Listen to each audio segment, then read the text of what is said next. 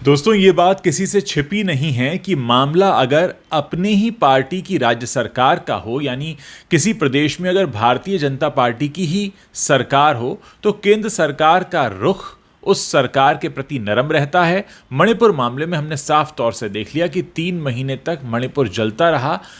वहां पर भाजपा की सरकार है, लेकिन केंद्र सरकार का रुख क्या रहा आप जानते ही हैं। दोस्तों, अब इसी जैसा एक दूसरा मामला भी सामने आया है नागालैंड से, और इस बार तो सुप्रीम कोर्ट ने सीधे केंद्र सरकार से पूछा है कि किसी प्रदेश में अगर आपकी अपनी पार्टी की सरकार होती है तो आप इतना नरम रुख क्यों अपनाते हैं। पूरा किस्सा क्या है मैं आपको बताता हूं। नागालैंड में महिला आरक्षण से जुड़ा एक मामला सुप्रीम कोर्ट पहुंचा, और इस दौरान सुप्रीम कोर्ट ने सवाल उठाया कि राज्य में महिलाओं के लिए आरक्षण क्यों लागू नहीं किया गया है। सुप्रीम कोर्ट ने केंद्र सरकार से कहा कि आप अपनी ही पार्टी की राज्य सरकारों के खिलाफ कार्रवाई क्यों नहीं करते। सुप्रीम कोर्ट ने केंद्र से कहा, आप अन्य राज्य सरकारों के खिलाफ तो बड़ा कड़ा रुख अपनाते हैं और जो आपके प्रति उत्तरदायी नहीं है, लेकिन जिस राज्य में आपकी पार्टी की सरकार होती है वहां आप कुछ नहीं करते।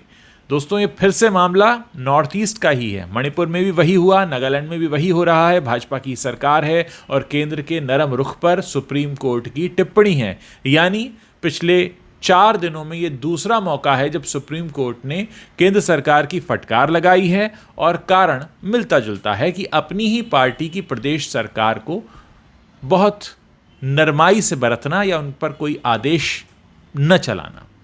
मैं आपको यह भी बता दूं कि जस्टिस कौल ने पूछा यह सवाल कि क्या महिलाओं के लिए आरक्षण के खिलाफ कोई प्रावधान है, महिलाओं की भागीदारी का विरोध क्यों हो रहा है जबकि जीवन के सभी क्षेत्रों में महिलाएं समान रूप से शामिल हैं। इसके जवाब में अटॉर्नी जनरल नागालैंड ने कहा कि ऐसे महिला संगठन हैं जो कहते हैं कि उन्हें आरक्षण नहीं चाहिए, और ये कोई छोटी संख्या नहीं है, ये पढ़ी लिखी महिलाएं हैं।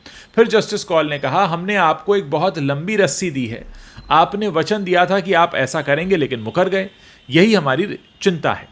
यथास्थिति में बदलाव का हमेशा विरोध होता है, लेकिन किसी को यथास्थिति बदलने की जिम्मेदारी तो लेनी होगी। इसके जवाब में सरकार की ओर से पेश हुए अधिवक्ता ने कहा, राज्य ने कुछ अभ्यास शुरू किए हैं, वे कुछ कानून बनाना चाहते हैं और उत्तर पूर्व में जो स्थिति है उसे देखते हुए समय दिया जाए। तो जस्टिस कौल ने कहा, लेकिन मौजूदा मुद्दा अलग है। क्या समाज के आधे हिस्से को प्रशासनिक प्रक्रिया में 1/3 भागीदारी मिलती है?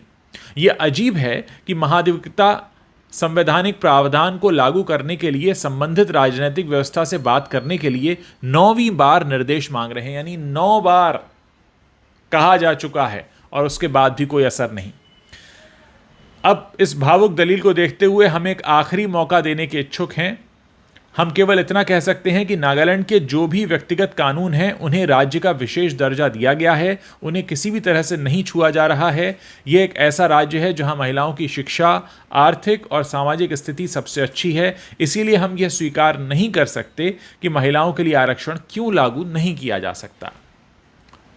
जस्टिस कौल ने यह भी कहा कि केंद्र सरकार इस मुद्दे से अपना हाथ नहीं झाड़ सकती। इसका कार्य इस तथ्य से सरल हो गया है कि राज्य में राजनीतिक व्यवस्था केंद्र में राजनीतिक व्यवस्था के अनुरूप है। चीज़ों को अंतिम रूप देने के लिए राज्य को अंतिम अवसर देना चाहिए। इस मामले में अदालत ने 26 सितंबर का समय तय किया है। जज ने कहा कि अगर आप अगली बार समाधान नहीं ढूंढते हैं तो हम मामले की सुनवाई करेंगे और अंतिम निर्णय भी ले लेंगे। ये सीधे तौर पर सुप्रीम कोर्ट की तरफ से कहा गया है। सुप्रीम कोर्ट ने सुनवाई में मणिपुर के हालात का भी जिक्र किया। आप जानते ही हैं कि मणिपुर के बिगड़े हालात और केंद्र सरकार का उस बारे में कोई बात ना करना, इसको लेकर पूरे देश में बवाल हो रहा है, लेकिन अब भी कोई असर नहीं। सुप्रीम कोर्ट ने इस पूरे मसले का जिक्र इस सुनवाई के दौरान भी किया। और आप जानते ही हैं कि मणिपुर में जो हिंसा हुई उससे हमारे देश के CGI परेशान हुए। फिर उन्होंने वीडियो पर अपनी टिप्पणी की, सरकार से जवाब मांगा। बाद में सरकार ने जो जवाब दिया वो आप सबके सामने है। तो कुल मिलाकर नॉर्थ ईस्ट से जुड़ा ही ये दूसरा मामला जिसमें महिलाओं को आरक्षण नहीं दिया जा रहा है, और सुप्रीम कोर्ट ने केंद्र सरकार से सवाल किया है कि आप अपने ही जब आपकी सरकार होती किसी प्रदेश में तो फिर आप इतनी ढिलाई क्यों बरतते हैं।